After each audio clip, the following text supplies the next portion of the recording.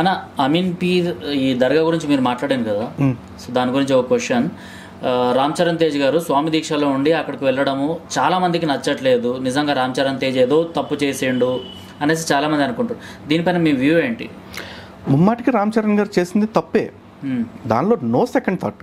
కాకపోతే రామ్ చరణ్ గారిని మనం ఏదైతే ట్రోల్ చేస్తున్నామో చాలా మంది ట్రోల్ చేస్తున్నారు, డిజర్వ్ దట్. హిందువులే చాలా మంది ట్రోల్ చేస్తున్నారు. అవును, అంటే అదే రామ్ చరణ్ తేజ్ని RRR సినిమాలో ఒక రామున్ లాగా అల్లూరు సీతారామరాజు కనిపించినా కూడా నార్త్ ఇండియాలో అల్లూరు సీతారామరాజు తెలియదు కాబట్టి ఆయన్నే ఒక శ్రీరాముడు లాగా, అంటే బ్యాక్గ్రౌండ్లో అదే సాంగ్స్ వస్తుంటాయి.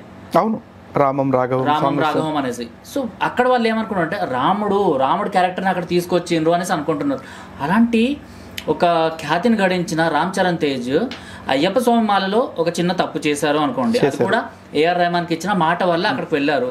బట్ దాన్నే అంటే ఇంతలా చేసి ఆయన కుటుంబాన్ని తిడుతున్నారు. ఇప్పుడు ప్రాబ్లం ఏంటంటే సిద్ధు, స్టార్టింగ్ లో నువ్వు ఒక మాట చెప్పావు, చాలా మంది అయ్యప్ప స్వాములు గురుస్వాములను అడిగాను ఈ వావర్ గురించి మాట్లాడాలంటే, కొంతమంది మేము ఇట్లా నెగిటివ్గా అయితే మాట్లాడమన్నారు, ఎప్పటి నుంచో వస్తుంది కదా కంటిన్యూ చేద్దాం అన్నారు. అరే ఎప్పటి నుంచో గురుస్వాములుగా ఉన్న స్వాములు మామూలు వాళ్ళు, వీళ్ళకి మనం ఎంత అవేర్నెస్ ఇస్తుంటేనే వాళ్ళు ఇంకా మేము వెళ్తాము దర్గాకి, ఎప్పటి నుంచో వస్తుంది కదా అని నమ్ముతున్నారు. మరి రామ్ చరణ్ గారి దగ్గరికి మనం ఏదైతే టాపిక్ మాట్లాడుతున్నామో, ఈ వావర్ అనే అతను ముస్లిం కాదు, ఆ దర్గాకి వెళ్ళకూడదు అనే టాపిక్, బహుశా వారి నాలెడ్జ్కి వెళ్ళిందో లేదో మనకు తెలియదు కదా.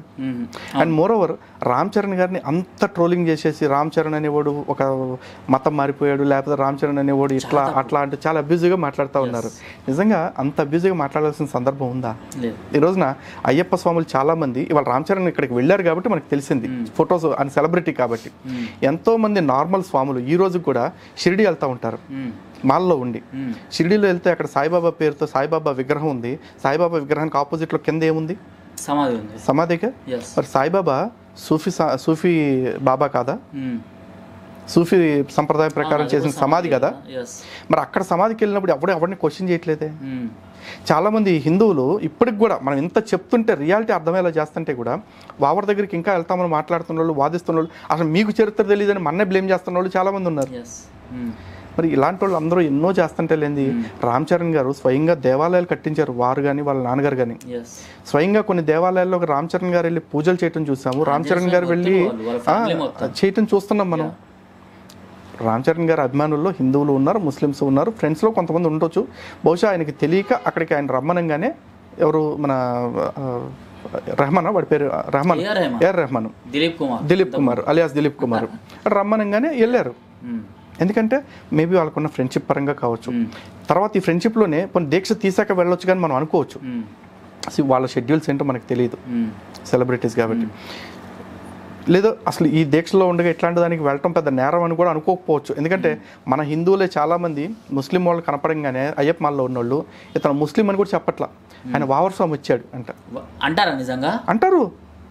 ఈ రోజు ముస్లిం ఎవరు కనపడ్డా సరే అయ్యప్ప దీక్షలో ఉన్న వావర్ స్వామి అనే అంటాడు వాళ్ళని. ఇప్పుడు నువ్వు అయ్యప్ప అనుకుంటున్నావు కదా, నీతో పాటు అక్కడికి వచ్చినంత అతను కేవలం ముస్లిం అయ్యాడు కాబట్టి అతను వావర్ స్వామి అని అంటున్నావు కదా. మరి ముస్లిమ్స్ అందరూ వావర్ స్వాములు, లేకపోతే వావర్లు అందరూ కూడా రసూల్స్ అని చెప్పించి వాళ్ళతో చెప్తారా? చెప్పరు. అరే ఒక సగటు వాళ్ళు మనకే ఇంకా పూర్తిగా నాలెడ్జ్ రాలేదు కదా, వాళ్ళు ఒక ప్రపంచంలో బతుకుతూ ఉంటారు సెలబ్రిటీలు అనేవాళ్ళు, వాళ్ళకి ఈ విషయం వెళ్ళిందో లేదో మనకు తెలియదు. కానీ ఈ రోజు మన వాళ్ళు ఏమంటారు, బాయ్కాట్ రామ్ చరణ్, బాయ్కాట్ చేసుకుంటూ వెళ్దాం. ఇది కామెడీకి ఎట్లా ఉంటుంది అంటే చలో ఆయన అక్కడ అంటే ఎవరేం పీకలేరు, కాకపోతే రామ్ చరణ్ ఫ్యామిలీని దూషిస్తున్నారు అక్కడ చాలా. కొణిదేల ఎవరైతే పాపం వాళ్ళ మిసెస్ ఉందో ఉపాసన గారు, ఆమెని ట్యాగ్ చేస్తూ మీ ఆయన ఇలాంటి తప్పులు చేస్తున్నాడు, మీ పిల్లలు అంటే పసిపిల్లలు దీనికి ప్రతిఫలం అందుకుంటారు అనేసి అనడము. నిజంగా అంటే ఇట్లా ట్రోల్ చేస్తున్న హిందుత్వవాదులు ఎవరైతే ఉన్నారో వాళ్ళని కూడా ఎక్స్క్లూజివ్గా తప్పు పట్టేయడానికి లేదు. ఎందుకంటే వాళ్ళు హిందుత్వానికి వస్తున్న పరిస్థితులు చూసి బాధతోటి అట్లాంటి మాటలు మాట్లాడుతున్నారు. కానీ వాళ్ళకు కూడా కొంచెం అర్థమయ్యేలాగా మనం చెప్పాలి. దయచేసి వ్యక్తిని ట్రోల్ చేసేటప్పుడు ఆ వ్యక్తి వరకే కన్ఫైన్ అవుతాం, కుటుంబాల జోలికి వెళ్ళొద్దు. రెండోది ఆ వ్యక్తిని ట్రోల్ చేసేటప్పుడు కూడా ఒక లిమిట్ పాటిద్దాం. ఎందుకంటే వాళ్ళకి అన్నీ తెలియాలని లేదు, తెలియని వాళ్ళకి తెలిసేలా చేయడానికి ఏం చేయాలో దాని గురించి ఆలోచిద్దాం. ఎందుకంటే ఈ రోజున ఒక ముస్లిం వ్యక్తి సల్మాన్ ఖాన్ లాల్బాగ్కి వస్తూ ఉంటాడు. లాల్బాగ్కి వచ్చినప్పుడు కొంతమంది ముస్లింలు తిడతారు, కానీ ఏ ముస్లిం కూడా నువ్వు అటు వెళ్ళావు కాబట్టి నేను ఇస్లాం నుంచి వెళ్ళేస్తున్నావు అని ఎవడండు, తిడతారు బాధతోటి, నేను వెళ్ళేస్తున్నావు అని ఎవడండు. ఇంకోటి నువ్వు ముస్లిం అయ్యి ఉండి హిందూ గుడికి వెళ్ళావు కాబట్టి నీ సినిమా బాయ్కాట్ చేస్తున్నావు ఏ ముస్లిం అండరు. ఈవెన్ షారుఖ్ ఖాన్, ఆమీర్ ఖాన్ అట్లాంటి పని చేస్తే కూడా సేమ్ సిచ్యుయేషన్, తిడతారు. నువ్వు ముస్లిం అయ్యి విగ్రహారాధనకి వెళ్ళి సిగ్గులేదా అంటారు. కానీ మీరు బాయ్ కట్ చేస్తాను, నేను చంపేస్తాను, ఫత్వాలు ఇస్తామని అనరు. కానీ మనం ఎందుకు దూరం చేసుకోవాలి? ఏదో కామెడీలో ఒక సినిమా ఉంది, పెదరాయుడు అని చెప్పేసి ఒక క్యారెక్టర్ చేస్తారు ధర్మ సుబ్రహ్మణ్యం గారు.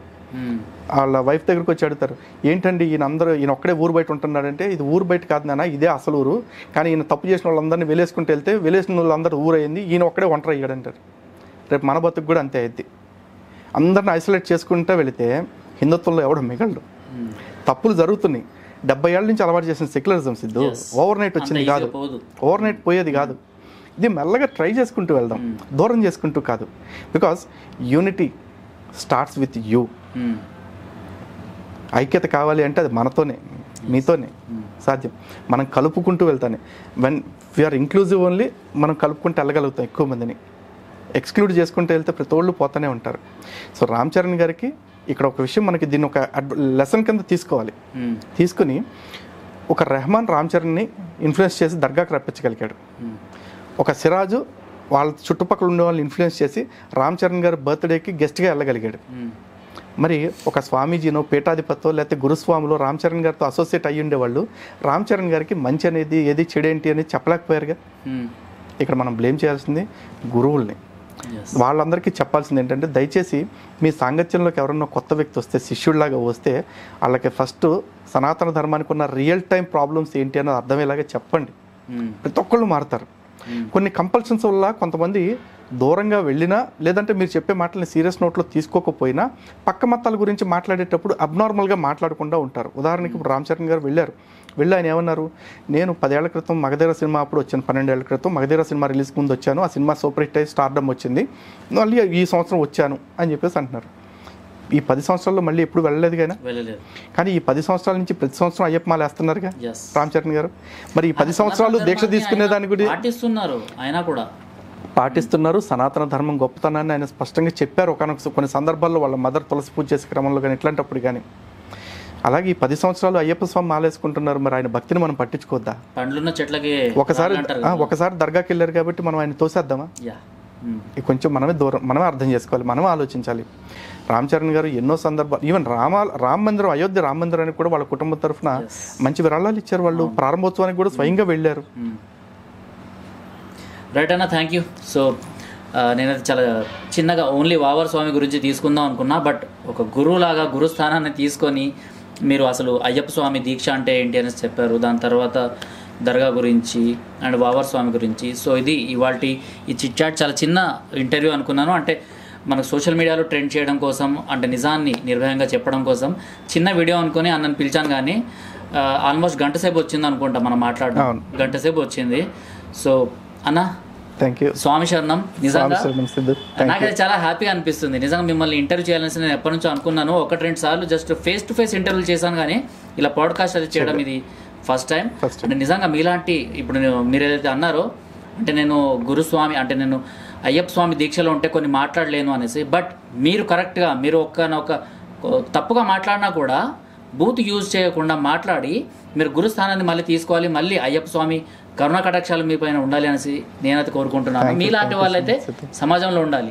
అయ్యప్ప స్వామి దీక్ష తీసుకొని ఎవరైతే ఈ శిష్యులు ఉన్నారో, ఎవరైతే ఇప్పుడు భక్తులు స్వామి దీక్షలు ఉన్నారో, అలాంటి వాళ్ళకి జ్ఞానోపదేశం చేయడానికి మీలాంటి వాళ్ళైతే రావాలి. తప్పకుండా. థ్యాంక్ యూ అన్న. Thank you Siddhu. జై శ్రీరామ్. స్వామి శరణం.